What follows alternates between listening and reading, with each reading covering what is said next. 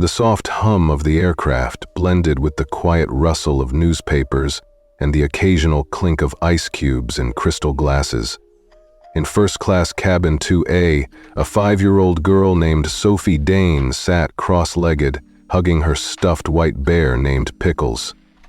Her mother, Charlotte Dane, glanced at her daughter with a gentle smile before returning to her novel. Charlotte didn't stand out. Not on purpose. She wore simple jeans, a pale blue blouse, and flats. No makeup, no designer bag, no jewelry, not even a wedding ring. Just a small leather tote, a snack box for Sophie, and a quiet presence that seemed to almost disappear among the tailored suits and Louis Vuitton carry-ons surrounding her. They were flying from Denver to Chicago on Silver Atlantic Flight 4117. Charlotte had chosen this airline intentionally, and she had requested no special treatment, no VIP flag, no internal alerts. She wanted to fly like any other passenger. She needed to see what they saw, what they experienced, but she never expected her daughter would become the case study. Turbulence hit suddenly, a small jolt, nothing serious. A blinking seatbelt sign came on with a soft ding. Sophie's bear, Pickles, had rolled off her seat during the slight bump, bouncing down the aisle and stopping just under row 1D. Without a word, Sophie unbuckled and quietly slid off her seat, patting down the carpet to retrieve her friend. That's when it happened.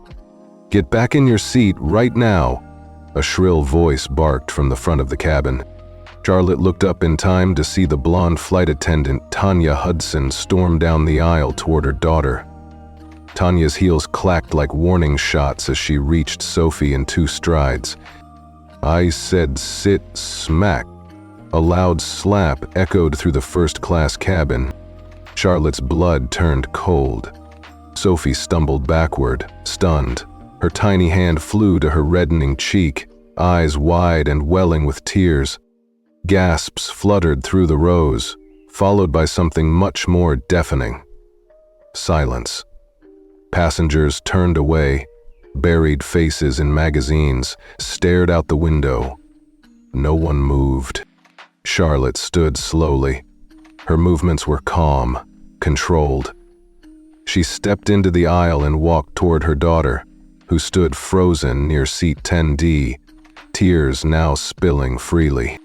Charlotte crouched and picked up Pickles with one hand and wrapped her arm around Sophie's shoulders. "It's okay, baby," she whispered, though her voice carried steel. Tanya, now towering over them, looked unrepentant. "There's a fastened seatbelt sign on for a reason," she snapped, arms crossed.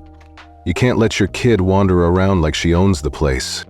Charlotte looked up at her eyes unreadable. Her voice came out low and level. "What's your name?" Tanya huffed. "Excuse me?" "I asked," Charlotte said, rising to her full height, "for your name, just to confirm what's on your badge." The flight attendant gave a tight smile. Tanya Hudson. You can file a complaint if you like." Her tone added, "But no one's going to care." Charlotte didn't answer. She turned back to Sophie, adjusting her daughter's small sweater and walking her gently back to their seat in 2A. She didn't speak another word for the rest of the flight. She didn't scream. She didn't cry. But if Tanya had noticed the slight tremor in the woman's hands as she typed a message into her phone, she might have paused. If she'd leaned in, she might have read the words. "Protocol confirmed. Activate level 3, CD." But Tanya didn't notice. She turned on her heel, muttering under her breath about entitled parents, and went to prepare the drinks cart. Meanwhile, Charlotte sat quietly, her arm wrapped around Sophie, whose sobs had subsided into small hiccups. She leaned in close and kissed the top of her daughter's hair. "Just a little longer, sweetheart," she whispered. "Just a little longer." What Tanya didn't know, what no one on that flight realized, was that the quiet woman in seat 2A wasn't just another mother. She owned 60% of the airline. And by the time the plane touched down in Chicago, the woman she slapped would own her future. The flight leveled out, but the tension in first class never did. Sophie curled up against Charlotte's side, her small frame trembling under the airline-issued blanket. Her goggle-eyed bear, Pickles, sat in her lap, clutched so tightly its seams looked strained. She hadn't said a word since the slap. Only soft, ragged breathing and the occasional hiccup of a child who didn't fully understand what had happened, but knew it wasn't supposed to. Charlotte stared straight ahead, her spine rigid, eyes locked on the tray table in front of her. She hadn't said a word either. But her silence wasn't born of fear, it wasn't confusion. It was something far heavier. Calculated. The kind of silence that comes before something breaks. Across the aisle, Tanya Hudson breezed past with the beverage cart like nothing had happened. She didn't look in their direction, didn't apologize, didn't seem to care. In fact, her tone had become even sharper with other passengers. A man in 3A asked for sparkling water and got a look that could melt steel. "Cabin crew have safety protocols," she told him, "not bar service." The man raised an eyebrow but said nothing. Like everyone else, he didn't want trouble. No one did. They buried their faces in business magazines or flicked through their seat screens, pretending they hadn't witnessed a grown woman hit a 5-year-old girl. Charlotte clocked all of it. Every reaction, every turned head, every hand that stayed at its side. She didn't expect a hero. She just took note. Across the aisle, an older white woman, perhaps in her 70s with short silver curls and pearl earrings, looked over briefly. Her eyes met Charlotte's. There was a flicker of something, pity, regret, but she broke the gaze within seconds, turning toward the window. Another witness lost. Charlotte exhaled slowly, barely a sound. Then she reached down and pulled her tote from beneath the seat. Inside, she removed her phone, unlocked it with a glance, and typed out a message. "Confirmed behavior match. Activate protocol level 3. Internal reference. Hudson Fleet 14-17-9. CD." She didn't send it to a friend, or HR, or customer service. She sent it to 3 private contacts, each under code names. The message was short, sterile, and quietly devastating. She tucked the phone away and adjusted the blanket over Sophie's knees. The child's eyes fluttered open, red, glossy, confused. "Mommy," she whispered, voice hoarse. "Did I do something bad?" Charlotte's throat tightened. It was the kind of question that should never come from a 5-year-old. But it came anyway. She cupped her daughter's cheek, careful not to touch the swollen red mark still blooming there. "No, sweetheart," she murmured. "You didn't do a single thing wrong." "But she hit me," Sophie said, tears starting again. "I know." Charlotte's voice never wavered. "And she's going to regret that." There was no fire in her tone, no rage, just certainty. Icy, immovable certainty. In the galley, Tanya laughed at something with another flight attendant, something about spoiled kids these days. Charlotte heard it. Didn't move. Instead, she pulled out her notebook. Not the leather one people assumed held to-do lists or grocery items, but the internal travel ledger she used whenever she flew as an anonymous passenger. Inside were tidy columns, coded tags, timestamps. She wrote, "Flight 4417, Hudson, Tanya. Incident, physical aggression toward minor passenger, age 5. Witness responses, none. Cabin temp response. Flight crew professionalism, 1/10. Comment, standard target behavior pattern confirmed. Escalation protocol appropriate." She paused, flipped back a few pages. A similar note. Flight 109, hostile tone with bilingual family, delay in service.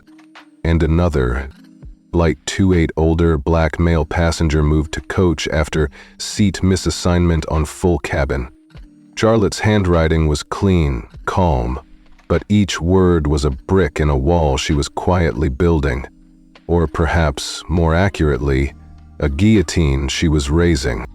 The woman in 1D suddenly stood, shuffling past Tanya toward the lavatory. She walked like someone carrying invisible weight. As she passed, she placed her hand briefly on Charlotte's seat back. Not to speak, not to interfere, just to acknowledge. Charlotte didn't turn around. She didn't need validation, but her eyes dropped to Sophie, who had finally leaned her head against Charlotte's chest and begun to doze. That's when the anger crept in. Not loud, seething rage, not performative fury, but the kind of anger only a mother feels when her child is hurt, and the world pretends not to see it. The kind of anger that doesn't scream, it plans. The tires hit the runway with a low screech, the familiar jolt running through the cabin as the jet braked hard on approach into Chicago O'Hare. Overhead bins rattled, passengers stirred, and the hum of landing routines began. Seat backs up, belts snug, eyes back on devices. But in first-class row 2A, no one moved. Charlotte sat still, one arm around Sophie, the other resting casually on her lap, phone screen dimmed but ready. The little girl had finally stopped trembling, but she was still quiet. Too quiet for a child who just a few hours ago had been giggling at airport pigeons through the window. As the plane rolled toward the gate, Tanya Hudson, the flight attendant who had struck Sophie, reappeared with a brittle smile and empty eyes. She gave the standard, "Thank you for flying Silver Atlantic" speech with robotic cheerfulness, then locked eyes with Charlotte briefly. There was no apology, no acknowledgement, just a flicker of something like uncertainty. Charlotte didn't flinch. She didn't speak. But beneath her poised exterior, something had already shifted. As the plane taxied, Charlotte unlocked her phone and opened a secure app labeled with only a gold triangle. The interface was minimal, one field, 2 buttons. She typed a single message. Protocol confirmed. Activate level 3. C. D. She hit send. No banners, no noise. Just a soft vibration and a green check mark. Message delivered. In a boardroom 38 floors above LaSalle Street in downtown Chicago, a private phone buzzed in the hand of Elliot Granger, the chief strategy officer of Silver Atlantic Holdings. He saw the initials at the bottom of the message and straightened immediately in his chair. "Excuse me," he muttered to the others, already rising. "I need to step out." Back on the tarmac, Charlotte didn't rush to deplane. Others stood quickly, gathering bags and jostling to exit first class. Tanya moved through the aisle, smiling and offering fake, "Have a great day," remarks to each guest. Except Charlotte. She didn't even look her way. Charlotte waited until they were almost last. Only when the aisle cleared did she stand, lifting Sophie gently into her arms. The little girl clung to her like ivy, face buried in Charlotte's shoulder. "Mommy," she whispered, voice small. "I didn't mean to get up. I just wanted..." "Pickles." "I know, sweetheart," Charlotte replied softly, smoothing her hair. "You didn't do anything wrong."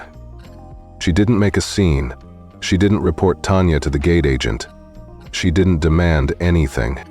But behind her measured silence, the system had already started to move. Inside Silver Atlantic's corporate command center, a team of 5 compliance executives received a flagged internal protocol notice marked high sensitivity, yellow, red, initiated by CD. None of them questioned what CD meant. Charlotte Dane was a ghost inside the company's architecture. Her name rarely surfaced in meeting minutes, her emails filtered through legal proxies, and yet, every major operational shift bore her fingerprints. The woman, who technically held 60% ownership through Dane Holdings, had never once spoken in public on behalf of the airline. She didn't need to, because when she moved, everything moved. Back on the ground level of O'Hare, Tanya Hudson stood by the boarding door with the captain, plastering on a smile as passengers exited. Her stomach turned slightly when she saw Charlotte approach, but still she said nothing. Charlotte simply nodded once, not at Tanya, at the captain, then walked right past them. But behind her calm face, she noticed the flicker in Tanya's posture, the way she shifted nervously, almost like she sensed something had gone wrong. She had no idea just how wrong. As Charlotte walked through the jet bridge, her phone buzzed once more. This time it was a message from Elliot Granger. Protocol acknowledged. Confirmed at executive level. I'll meet you at 800. E. She smiled faintly, still walking. No expression, no theatrics. She stepped out into the concourse, Sophie still in her arms. Passengers milled around them, rushing to connections, dragging suitcases, looking at screens. No one gave the woman in jeans and flats a second glance. But upstairs, entire departments were already quietly mobilizing. They didn't know the woman Tanya slapped in front of 12 strangers. Owned the seats they were standing in, the uniforms they were wearing, the building they reported to. And she hadn't even begun yet. Charlotte didn't go to baggage claim. She carried nothing but Sophie, her tote, and a silent storm waiting to unravel. Her heels clicked softly across the polished airport floor, every step calm, every move measured. She didn't look back at the gate. She didn't need to. Inside Terminal C, her phone buzzed again. She glanced at the screen and nodded. Barely. The message was from an encrypted internal relay. Phase 1 acknowledged. Key compliance execs in motion. HR looping in legal protocol as instructed, e.g. She tucked the phone away. No expression, no drama. Just quiet war. Back at gate 37, Tanya Hudson stood stiffly by the service desk, arms crossed, a fake smile glued to her lips as a new wave of passengers began checking in for the next flight. But something felt off. First, it was the glance from Captain Hughes, normally friendly, now strangely curt. Then it was the brief call she'd received from crew scheduling. Don't leave the airport yet, Tanya. Stay close. There might be a follow-up report. About what? She asked. The line had gone quiet. Then, just wait to be contacted. Now her palms were sweating. Tanya rubbed them on her skirt and reached for a water bottle, her eyes flicking toward the gate. Charlotte Dane was long gone, and yet somehow Tanya could feel her presence still hovering, like an echo she couldn't place, a pressure she couldn't name. Outside the terminal, Charlotte stepped into the back seat of a black car waiting curbside. The driver didn't ask her name. He only nodded and pulled away. In the seat beside her, Sophie had finally dozed off, cheek pressed against Charlotte's arm. Her breathing was soft, but every few minutes, her fingers would twitch, as if holding on to something in a dream. Charlotte ran her hand through her daughter's hair. "It's over," she whispered, but she knew better. It had just begun. Inside the corporate headquarters of Silver Atlantic, the tone of internal communication had shifted, subtly but sharply. Emails were being reread, Slack's channels went silent. Those who recognized the initials CD didn't say anything out loud. But they closed tabs. They cleared drafts. They checked their compliance logs. In the HR wing, Kenya Blake, Director of Internal Ethics, opened a flagged incident file with the classification Protocol Level 3, Initial Civilian Encounter, recorded. She frowned. Why wasn't this routed to legal first? Her assistant shrugged. Came direct from Elliot Granger's office. Said per ownership clause, it's a board-level priority now. Kenya raised an eyebrow. Ownership clause? Only one person triggered board-level priority on civilian altercations. She closed the file quietly, then opened a new tab. Contingency Briefing Folder, Dane Holdings, Executive Oversight Scenarios. Meanwhile, Tanya Hudson tried to pretend nothing was happening. She stood at the counter, smiling at passengers, answering the occasional question about delays. But the whispers had started. A younger flight attendant leaned over and murmured, "What happened on the Denver flight? I heard corporates already poking around." Tanya stiffened. It was turbulence. A child was walking during the seatbelt sign. I followed procedure. The other attendant gave her a blank look. Did procedure include hitting the kid? Tanya opened her mouth, then closed it again. She looked around and for the first time in years, realized something deeply unsettling. People were watching her. Charlotte made it as far as the rideshare terminal before she stopped for coffee. Sophie was still asleep in the stroller, pickles now tucked under her chin. Charlotte ordered a medium black and sat in the corner, scrolling quietly through her phone. Most of what she saw was exactly as expected: silence. No news story yet. No tweets. Not even a complaint thread. The cover-up systems were still intact. Protocol 17 hadn't been triggered yet. That would require a public leak. But Level 3 meant pressure from within. She was sipping her coffee when a hand brushed against her coat pocket. Not aggressively, not alarmingly. Just intentional. Charlotte looked up sharply, but the person was already moving. A black woman, about early 40s, in a silver Atlantic flight attendant's uniform. She didn't stop. She didn't look back. She walked, then vanished into the crowd of crew members heading towards security. Charlotte's hand went to her coat pocket. Inside, she found a business card. No logo, no company title. Just a name, handwritten on the back in sharp, fast penmanship. Desiree Washington. And below it, 2 words. Not alone. Charlotte closed her fingers around the card. She didn't smile. But something behind her eyes shifted, an edge sharpening. They thought they'd slapped a powerless woman. They didn't know she was a storm waiting in still water. Charlotte didn't go home. She went straight to the corporate tower.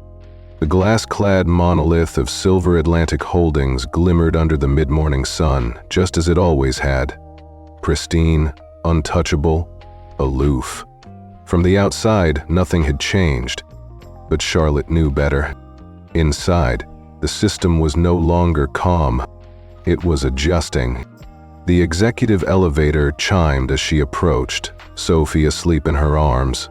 She nodded to the lobby security guard. Daniel, someone she'd seen every week for 2 years. He smiled back, then blinked awkwardly at his screen.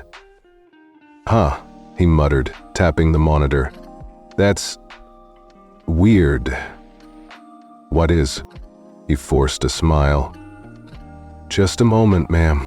Charlotte raised one eyebrow. Ma'am? Sorry, Miss Dane, I mean, Dr. Dane. There's just a minor system update. You're not showing as cleared for elevator access today. There it was. Strike 1. Is legal flag 2? She asked, voice even. Daniel looked visibly uncomfortable. Looks like your floor's been reclassified. By whom? I'm not sure, maybe facilities. I can call up. No need. Charlotte adjusted Sophie on her shoulder, then added coolly, I'll use the south elevators. She turned and walked off before he could stammer another excuse.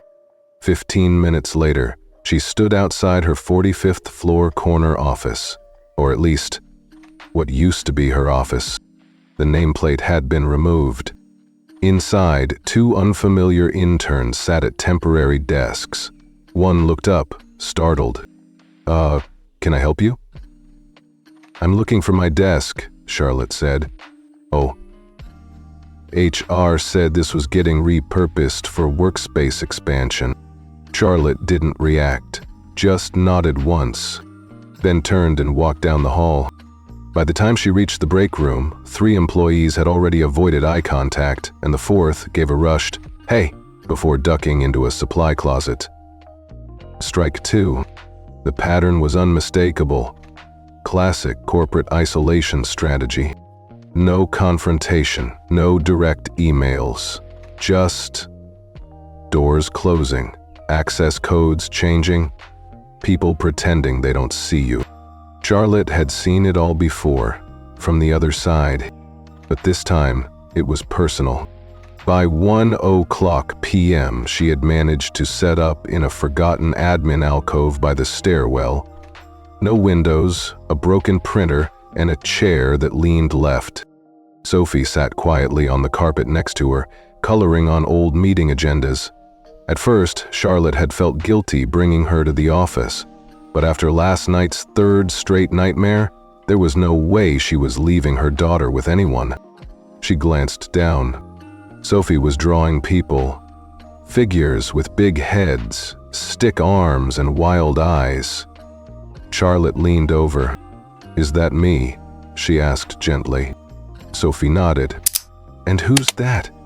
She pointed to another figure, slightly taller, with long hair and angry eyebrows. Sophie hesitated, then whispered, "That's the lady who hit me." Charlotte's stomach tightened. Even in crayon, the memory was clear. By mid-afternoon, the internal Slack channels began lighting up with coded phrases. Team alignment check-in moved to tomorrow. Compliance heads, please stand by. Board advisory review advanced. Legal loop minimized. Operational visibility reassigned. Priority queue restructured. Charlotte read between the lines. They were moving fast. Too fast. Someone was trying to cut her off before the system could absorb what she'd triggered. At 3:15 p.m., her corporate laptop restarted, unprompted. When it powered back up, she was logged out. A red banner blinked on screen. The room consolidated as the temporary hold pending authorization. Strike 3. She didn't bother calling IT. She already knew the voice on the other end would play dumb or claim to escalate the issue. She also knew the escalation would go nowhere. That's what Level 3 did. It forced the system to reveal who was loyal and who was scared. She looked at her daughter, now asleep again on the carpet, her small hand curled around the crayon. A quiet fury rose in Charlotte's chest. They had no problem slapping a child. But the real violence was quieter, the kind that happened in HR offices, in silent servers, in forgotten conference rooms, while children like Sophie were too young to explain what had been done to them. This wasn't about a slap anymore. It was about power, and now that she'd pulled the thread, she could see how deep it ran. She picked up her phone and opened the contact card left in her coat pocket that morning. Desiree, Washington. She stared at the number for a moment, then hit call. A soft voice answered after the first ring. "I was wondering when I'd hear from you. I need to know what you know," Charlotte said. There was a pause. Then, "Meet me tonight. Discretion matters. They're already watching everyone." Charlotte looked around her makeshift desk. "I know. They started with me."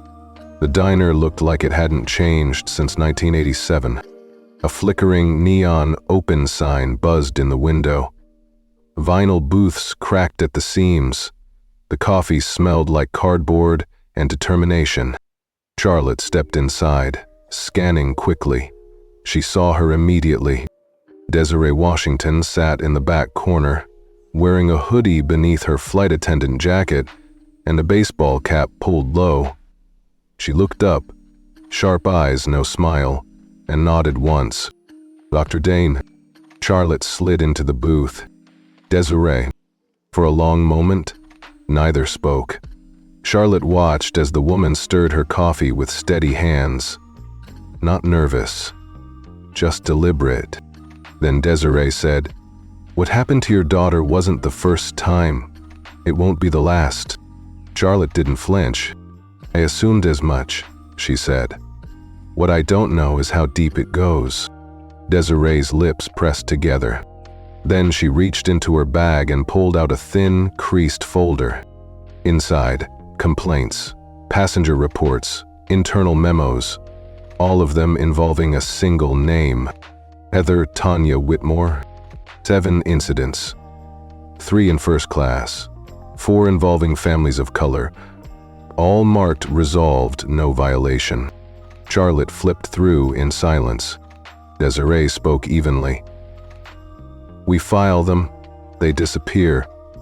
Witnesses change their story. Paperwork gets lost. No follow-up, no accountability. And HR?" Desiree gave a dry laugh. "HR's a formality. Heather's protected, her uncle's on the board. Walter Whitmore." Charlotte nodded slowly. "I've met him. I bet you have." Desiree's voice darkened. "Heather knows she can get away with it. She's been told so. One of our junior attendants once tried to escalate a case, got demoted within a week. A gate agent who backed a passenger story got reassigned to nights in Cleveland. Heather survives every time." Charlotte closed the folder. Her fingers rested on it like a pressure plate. Desiree leaned in. "But now it's different." Charlotte tilted her head. "How?" "Because you weren't just a mother. You're you. And they didn't realize that when she hit your child." Silence again. Then Charlotte said, "I've filed nothing yet. I've told no one what I saw. But already, my access is revoked, my team reassigned, and my office gone." Desiree nodded. "That's the playbook. Isolate, undermine, smear if necessary." Charlotte's voice was flat. "They've done this before?" Desiree hesitated, then pulled out another piece of paper, this one handwritten. 3 names, all former employees, all terminated within the last 2 years. Next to each, filed Heather complaint. One had sued settled, NDA, written in shaky script. "I stay under the radar," Desiree said. "I keep my head down, fly my routes, play the part. But I've been watching, and I'm not the only one." She slid a second slip of paper across the table. It just said, "Tuesday, back entrance, after 9 p.m., come alone." Charlotte stared at it. "What is it?" "A meeting. Others like me. Crew, staff, even ex-passengers. We've been tracking incidents, documenting everything they bury. And they trust you." Desiree met her gaze. "They're scared. Some have families.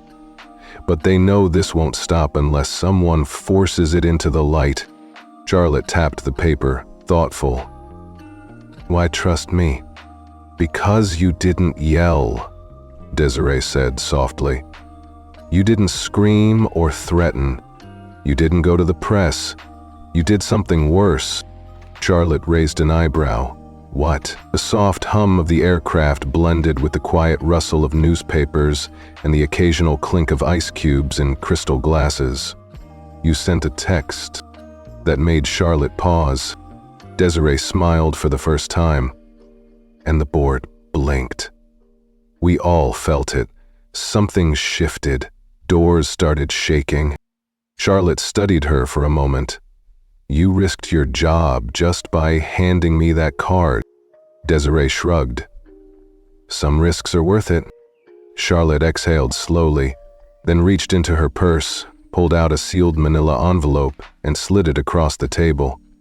Inside's a notarized statement. If anything happens to me, it goes to 3 major outlets and the Department of Transportation. Unredacted. Desiree stared at it, then nodded. "Understood." Sophie stirred in Charlotte's lap, half asleep. Charlotte brushed hair from her daughter's forehead and whispered, "We're okay." Then she looked up at Desiree. "No more silence," she said. "Not from me, not from them." Desiree raised her coffee in a quiet toast to breaking protocol. Charlotte clinked hers in return, and just like that, the fight stopped being hers alone. It became theirs. The warehouse didn't have a sign. Tucked behind an auto body shop on the edge of the city, it looked like every other forgotten building on the block. Graffiti tagged, dimly lit, and wrapped in shadows. But when Charlotte slipped through the side entrance Tuesday night, she stepped into something very alive.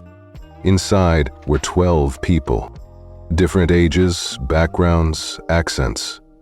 A white former gate agent, a black flight attendant, a middle-aged Latina woman in a denim jacket, a nervous young man clutching a laptop. All had the same expression when they looked up at her.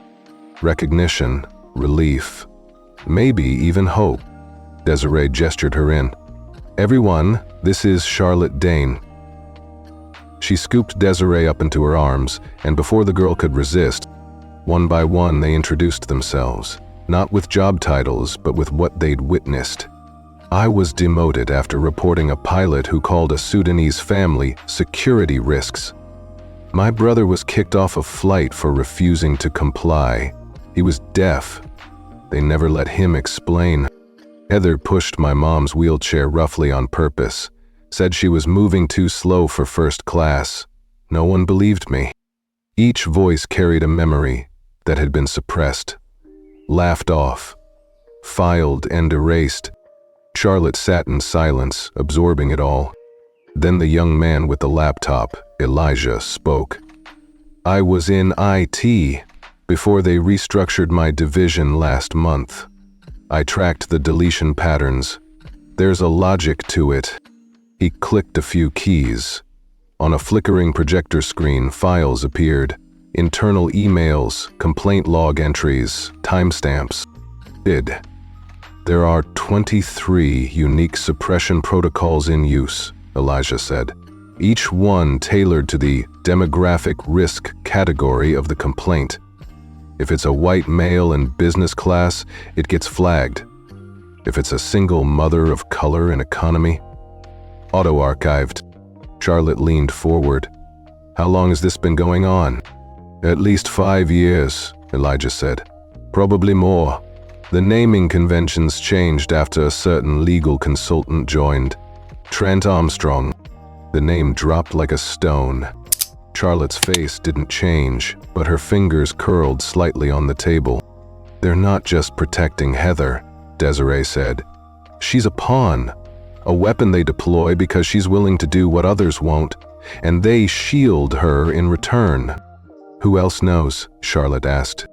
"Not many," said Jordan, a former baggage crew supervisor, "and the ones who do either fall in line or disappear." Charlotte exhaled slowly, then looked around the room. "You've gathered all this. Why haven't you taken it to the press?" Rebecca, a freelance journalist, answered. "Because we've all signed NDAs. Because they threaten jobs. Because they frame us as unstable, disgruntled, angry. And because we didn't have anyone like you before." A long silence followed. Charlotte looked up at the screen, at the network they'd mapped, at the evidence they had risked careers to save. Then she said, "It's not enough." Desiree stiffened. "What do you mean?" "We can't just prove this happened. We need to prove it's systemic, coordinated, profitable. Because if we do, then the board isn't just liable for discrimination. They're complicit in cover-ups and financial fraud." Elijah nodded slowly. "There are strange payouts in the back-end systems. Vendor payments that don't match actual service records. If we cross-section them with the complaint suppression timeline..." "That's your lead," Charlotte finished. "Show they're profiting off silence." "Even if we prove it," Rebecca said cautiously, "they'll bury it." "Not if the shareholders get it first," Charlotte replied. "If we tie it to fiduciary risk, suddenly the board has to listen." Desiree leaned in. "What's the plan?" Charlotte's eyes scanned every face in the room. People who had been erased. People who refused to stay invisible. "We go corporate," she said. "They use their own structure, their own rules. And we flip the whole thing inside out." For the first time all night, the room felt quiet in a different way. Not fear. Anticipation. The war wasn't coming. It had already begun. The lights in the warehouse flickered as Elijah booted up the lamp. Charlotte stood behind him, arms crossed, her mind running faster than the processors humming in front of her. "You're sure we can do this without triggering internal surveillance?" she asked. Elijah didn't look up. "Mostly." Charlotte arched an eyebrow. Desiree, watching from a folding chair, chuckled. "You get used to his version of reassurance. I've written a sandbox inside their network," Elijah continued. "No external pings, no file edits, just what? And what are we watching?" He clicked enter. Lines of code scrolled. Then spreadsheets, databases, vendor logs, and something else, something hidden. Charlotte leaned in. "What's that folder?"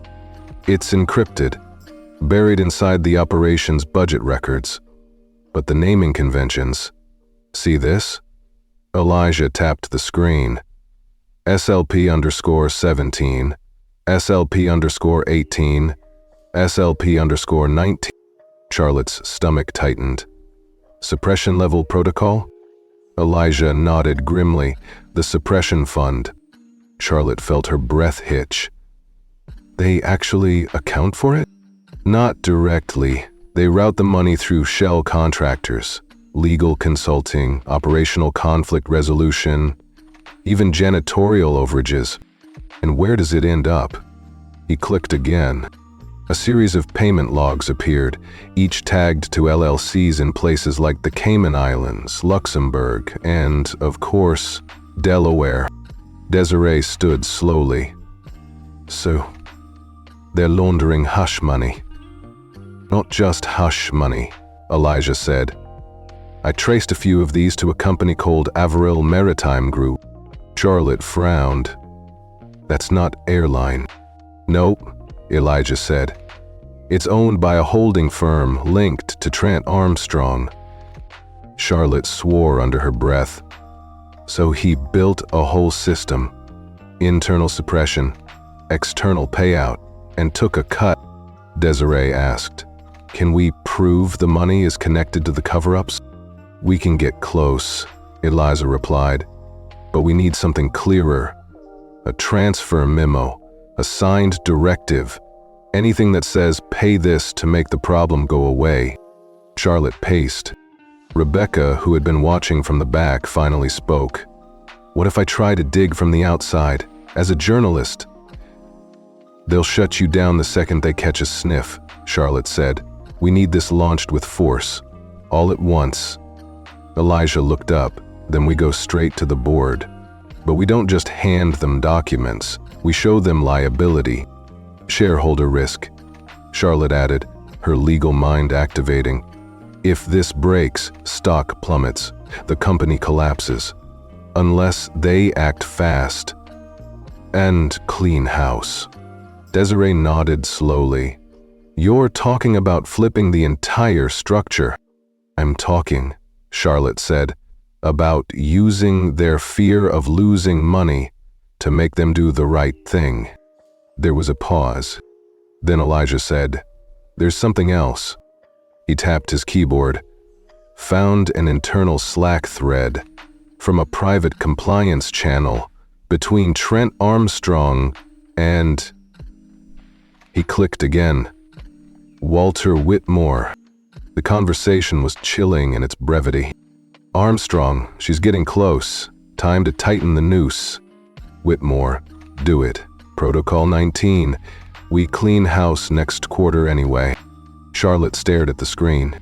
"Protocol 19? Elijah opened a connected document. The title read, PR-19 Contingency. Legal Department Realignment Proposal. Charlotte's name was first on the list, labeled Expendables Phase 1. She exhaled slowly. They planned this before the slap. Rebecca's voice was soft. You were never just an executive to them. You were a threat. Desiree looked at her. What do we do now?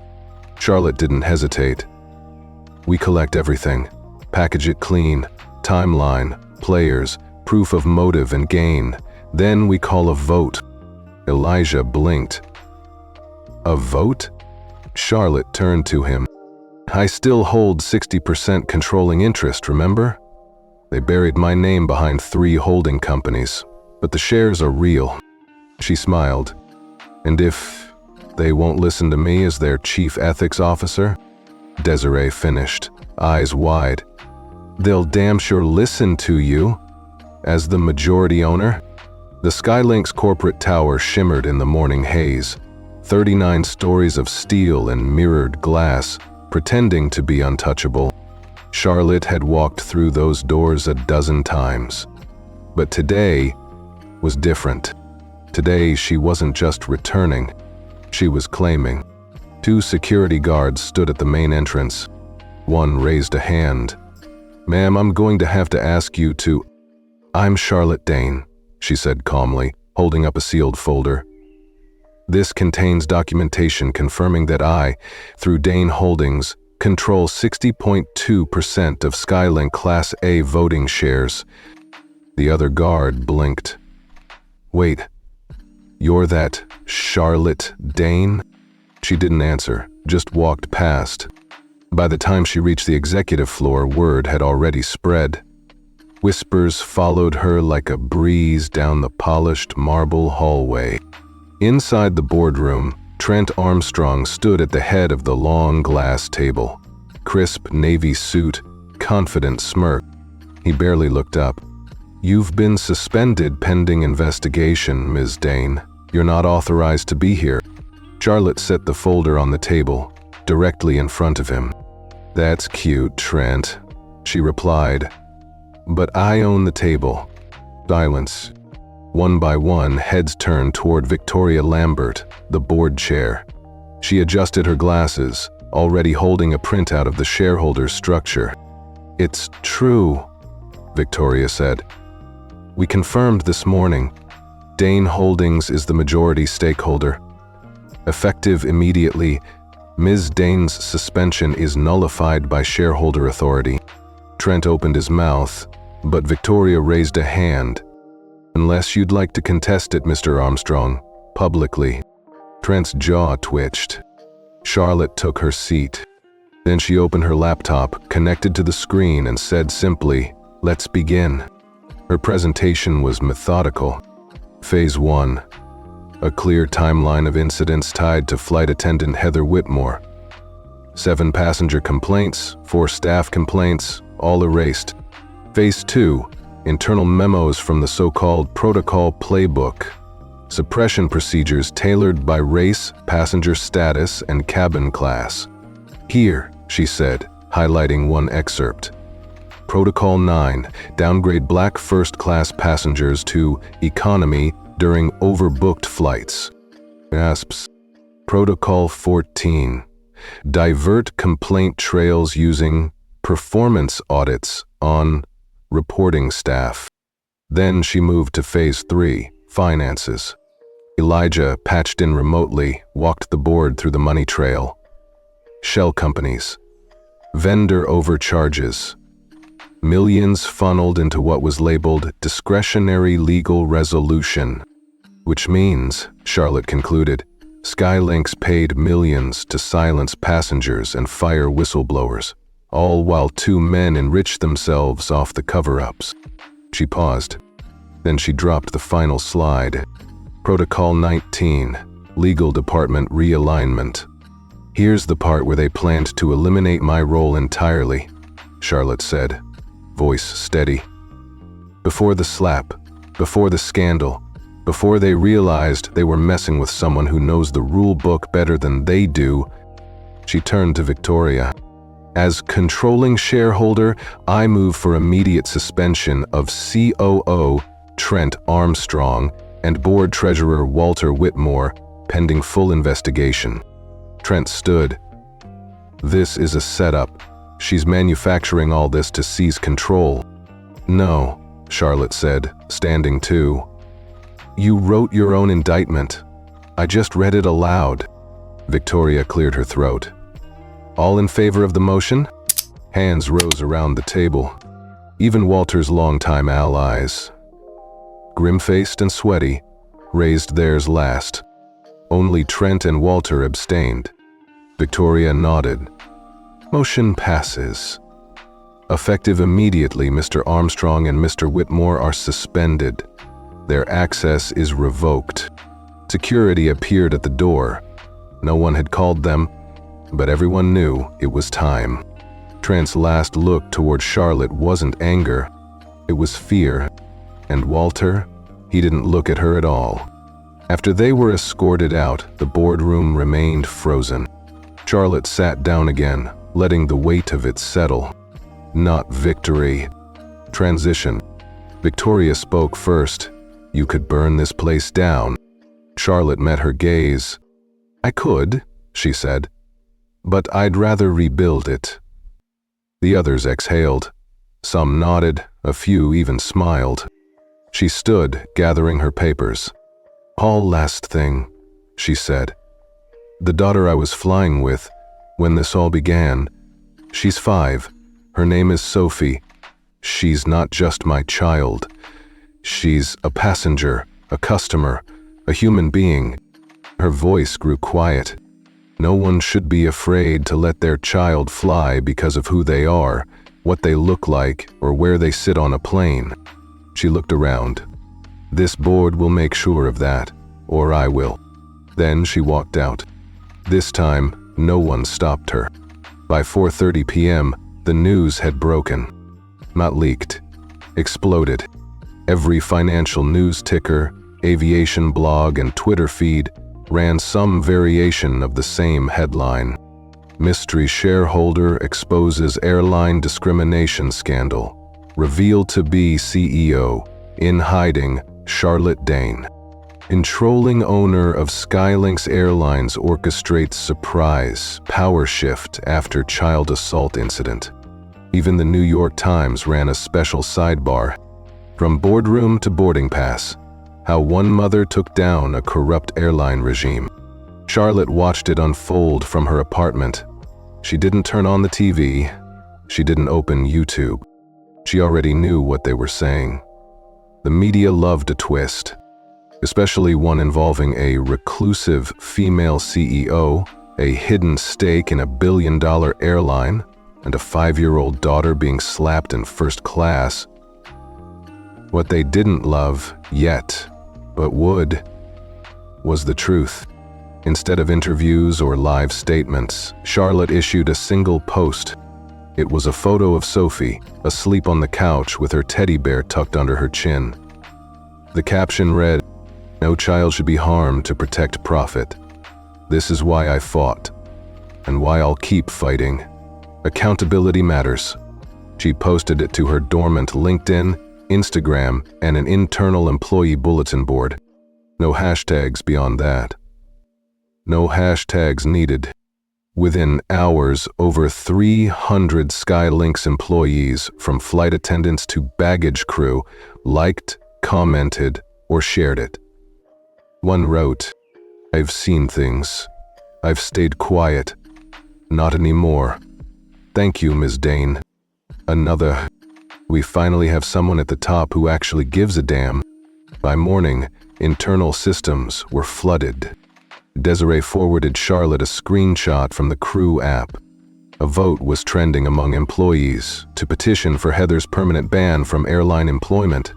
"It's not just Heather," Charlotte texted back. "It's the system that protected her." Desiree replied with a simple, "Then let's dismantle it."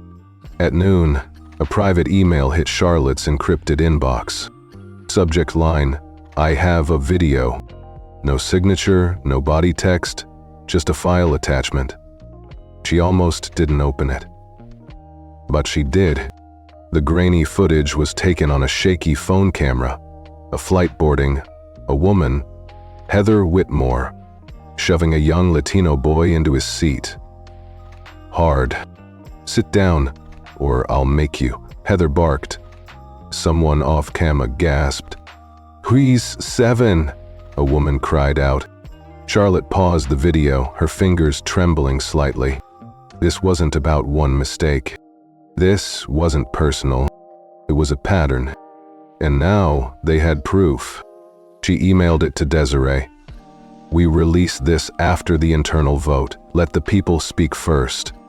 Meanwhile, the media tide began to shift. At first, they focused on Charlotte's hidden ownership. Then, on her calm dismantling of a toxic leadership team. Now, the coverage began turning toward Skylinx's broken complaint system, the racial biases, the documented erasure. Rebecca Hayes, now publicly identified as the whistleblowing journalist, published a full exposé on Medium, Inside Protocol 17, how a Fortune 500 airline silenced voices of color. It included redacted documents, anonymous employee interviews, and her own personal account from the flight. It went viral in 9 hours. Skylinx's PR team scrambled to catch up.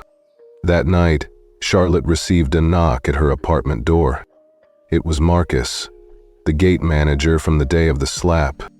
He looked smaller than she remembered, nervous, pale. "I wanted to apologize," he said, "for how I treated you, for minimizing what happened." Charlotte said nothing. "I didn't realize who you were." "That's the point," she interrupted softly. "You shouldn't have needed to." Marcus nodded slowly. "I know. And if you're rebuilding the reporting system, I want to help." Charlotte studied him for a long second. Then she stepped aside and let him in. The empire wasn't just falling. It was rebuilding, brick by brick, person by person. It started with a headline. CEO Mom Exploits Daughter's Trauma to Hijack Airline Power. Charlotte scrolled past it on her phone while waiting for Sophie's therapy session to end. She didn't click. She didn't have to. By noon, it had spread to every fringe blog, troll-heavy forum, and social media feed. The slap was staged. Charlotte Dane leaked her own child's abuse for clout. She orchestrated the whole thing to gain full control of Skylinx. There were clips, too, heavily edited footage of her confronting Heather on the plane, stripped of context and laced with ominous music. Her raised voice looped again and again. "Get your hands off my daughter." They cut before Heather's slap, before Sophie's cry, before the silence that had changed everything. To strangers online, Charlotte was no longer a mother.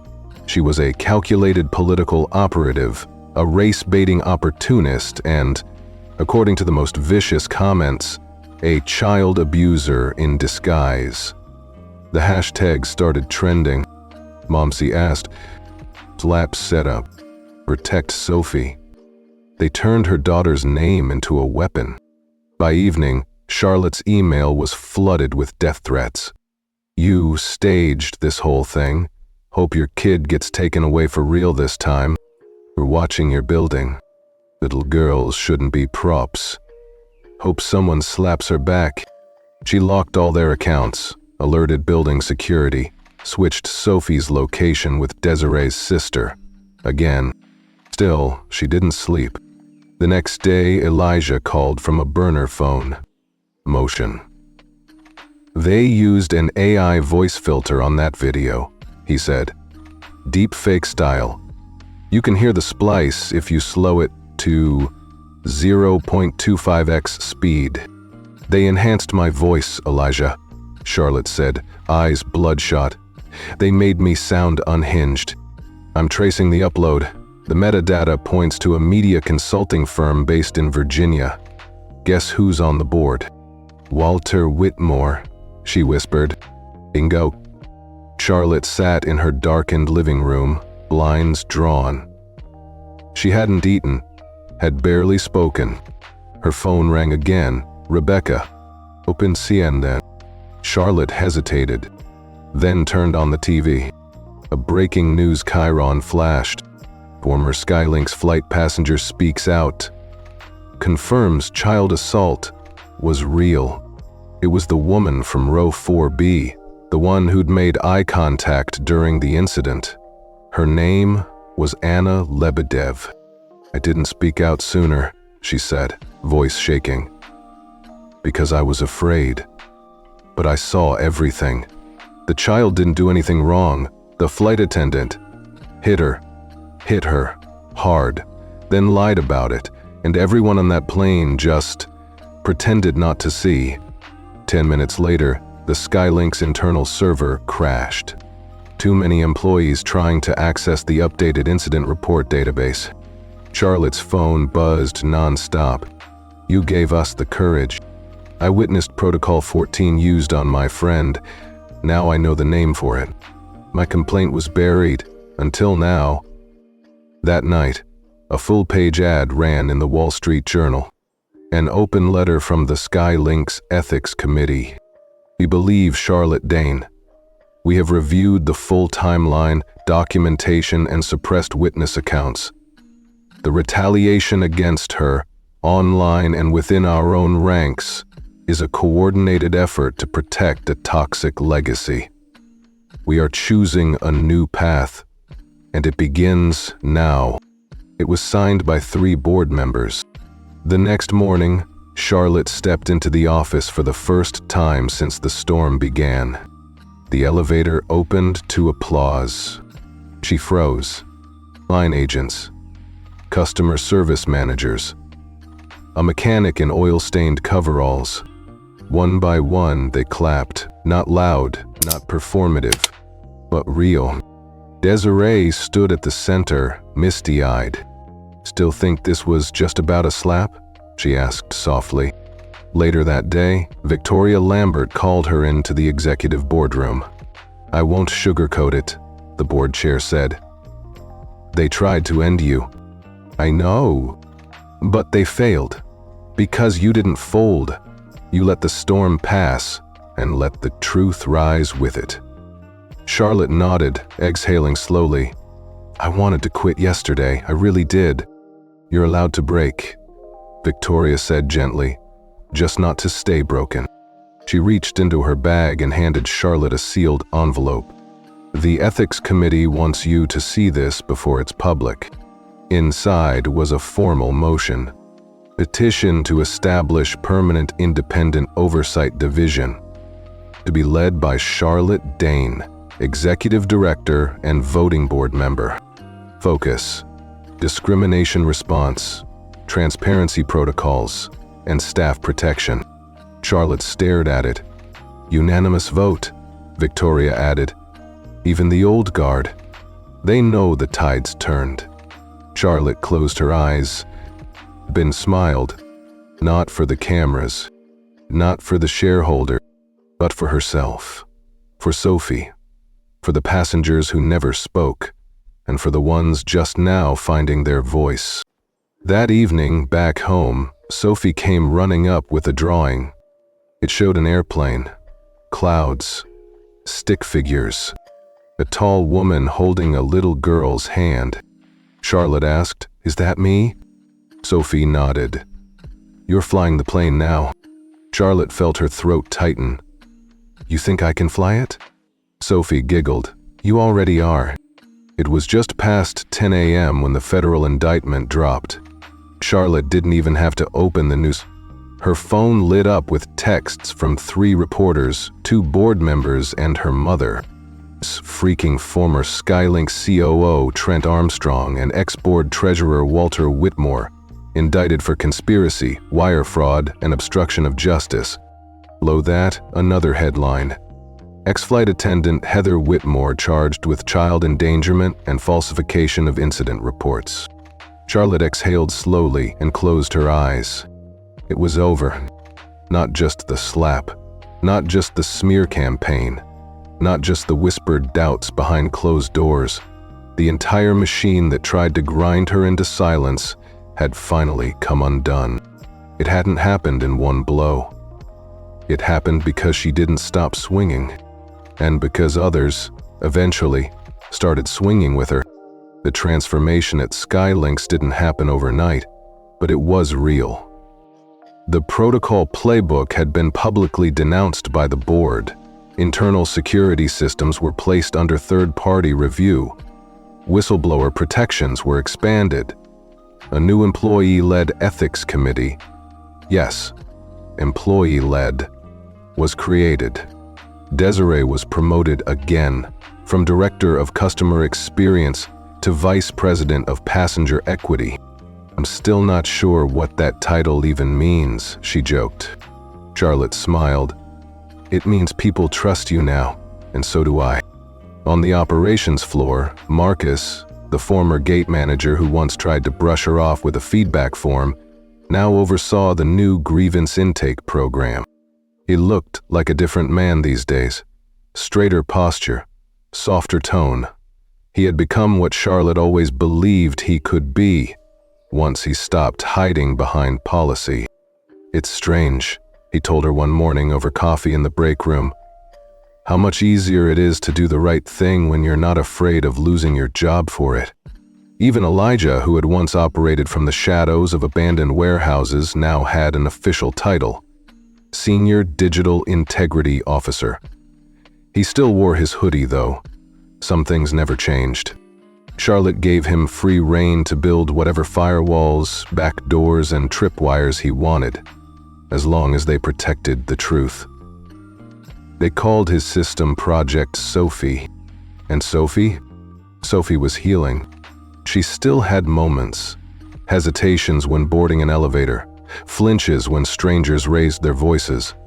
But she had returned to being a bright, curious 5-year-old who asked too many questions at bedtime and insisted that her teddy bear go through TSA separately, just in case.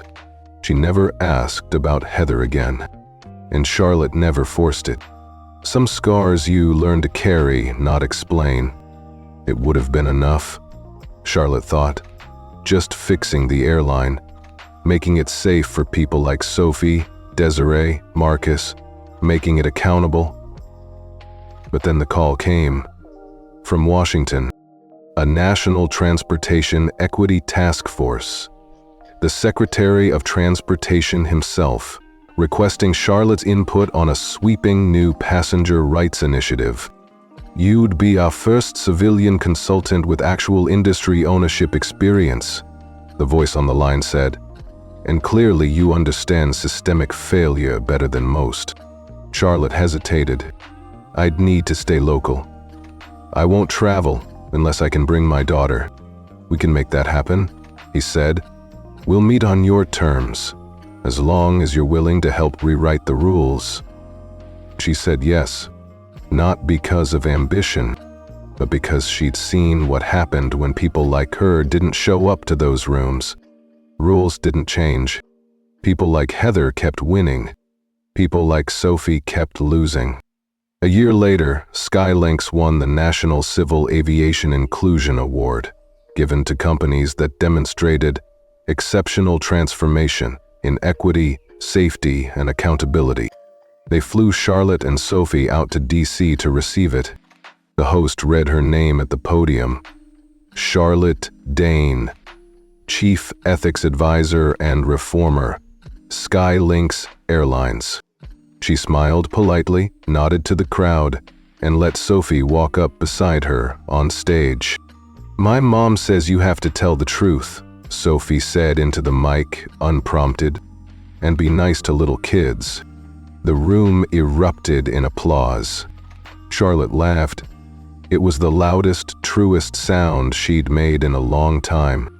Later that night, she stood on the balcony of their hotel suite, watching the planes come and go from Reagan International. Sophie had fallen asleep on the couch again, still wearing her junior flyer wings pinned to her cardigan. Charlotte sipped tea and allowed herself one rare moment of reflection. She thought about the slap. She thought about how it wasn't just about the hand that struck her daughter, but the world that stayed silent after. How some systems don't need fists to hurt you, just forms, delays, and denials. how her silence in that moment could have made everything easier. But she didn't stay silent. She didn't scream either. She spoke clearly, calmly, with power, and eventually the world listened.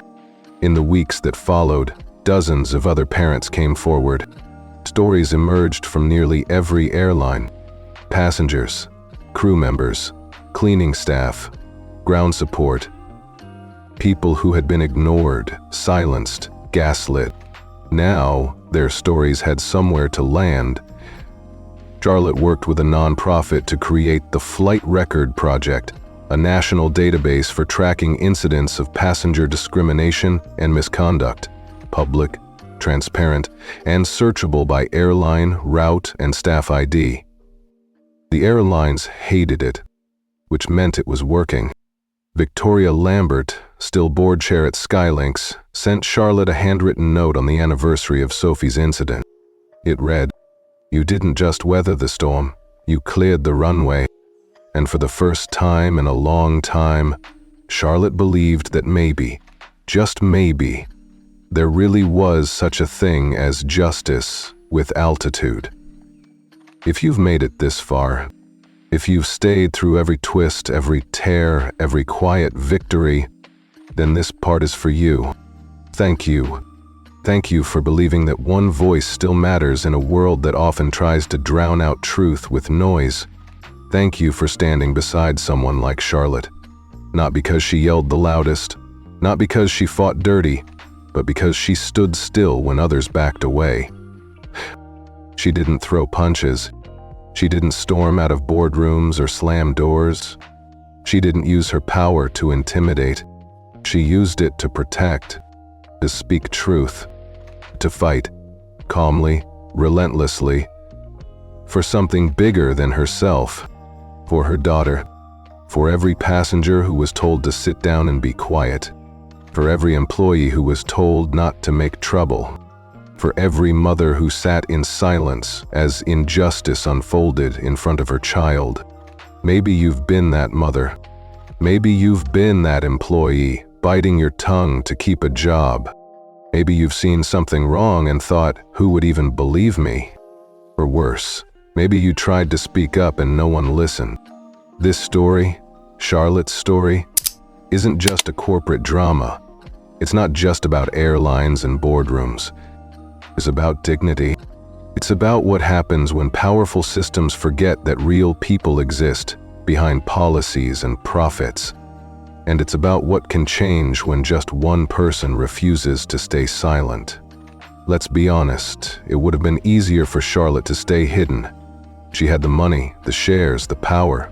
She could have filed a private complaint, fired a few people quietly and moved on. Rismic replied, but she didn't. Not because she knew this wasn't just about one slap. It was about a pattern, one that had harmed people for years. And she understood something too many leaders forget. Silence never fixes what silence created. Maybe right now you're carrying your own story. Maybe no one saw it. No one stood up for you. Maybe you were a child when it happened. Or maybe you were older and still ignored. To you, we want to say, you're not crazy. You're not dramatic. You're not alone. You were right to feel what you felt. And you were right to want justice. It might have taken years. It might have taken 1,000 tiny steps. But when the world tells you that your pain is inconvenient, that your truth is too complicated, that your voice is too small, remember Charlotte. She walked into a system designed to silence her, and she made it listen. Not by shouting, by standing still, by knowing the truth, holding it tight, and never letting go. So now, we ask you, have you ever been in a moment where staying silent was easier, but your conscience said no? If you ever lost something, a job, a relationship, a reputation, because you chose what was right over what was easy? Have you ever protected someone, even when it cost you? Share your story in the comments. someone out there needs to hear it. Someone like you 10 years ago, or someone who's still scared to speak now. Let them know they're not alone. Because the truth is, this isn't just Charlotte's story. It's ours. It's every woman who was told she was too emotional. Every parent who was told they were overreacting. Every worker who was told just let it go, it's not worth it. But you are worth it. Your story matters. And the moment you share it, maybe for the first time, you turn pain into power. If this story moved you, if it reminded you of someone you love, if it made you cry, or sit straighter in your chair, or clench your fists and say enough, then don't just scroll away. Hit that like button if you believe that calm resistance is still the strongest force on earth. Hit subscribe if you believe that stories like Charlotte's, real stories about justice, truth, and quiet power, deserve to be told. Because this channel isn't just about drama. It's about reminding each other that we're not helpless. And sometimes, the most powerful people in the room aren't the loudest, aren't the richest, aren't the ones with the microphone. Sometimes, the strongest person is the one who simply says, "Not today, not my child, not again. Thank you for flying with us. And wherever life takes you, may your skies always be clear, and may your truth always be heard."